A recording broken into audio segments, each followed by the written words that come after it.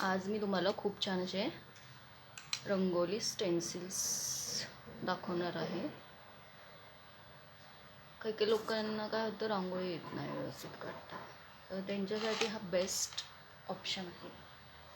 थोडीच रांगोळी, जास्त रांगोळी नाही घ्यायची, जेवढी लागते तेवढीच घ्यायची. जास्त टाकली की काय होते, ते एकदम मिक्स होतात डिझाईन्स. एका हाताने पकडायचं, हल्लं की तुम्ही डिझाईन पण हलत नाही. एका हाताने पकडायचं आणि जास्त हलक्या हाताने असं स्प्रेड करायचं.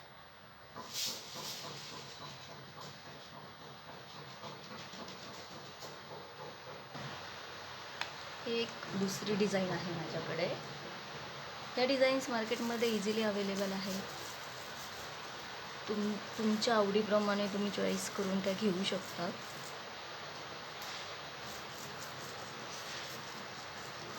जास्त रांगोळी टाकायचीच नाही. असं इव्हनली टाकल्यानंतर एका हाताने असं पकडायचं आणि एकच हात असा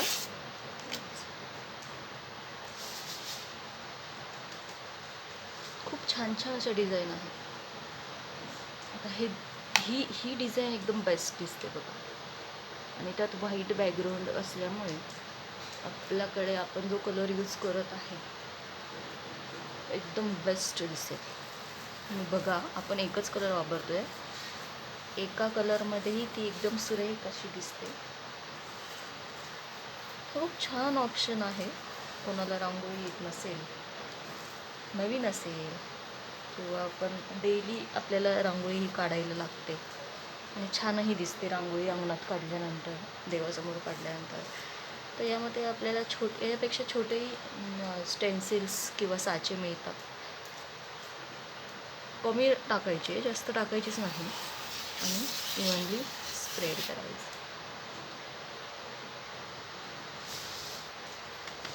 छान आहे की नाही?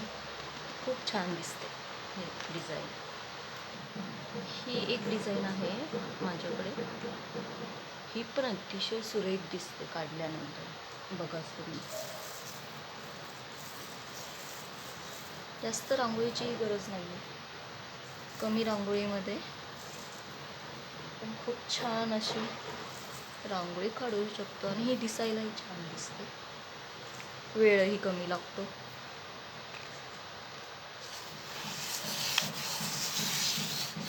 झालं, एकच हात, एकच, जास्त फिरवायचंच नाही.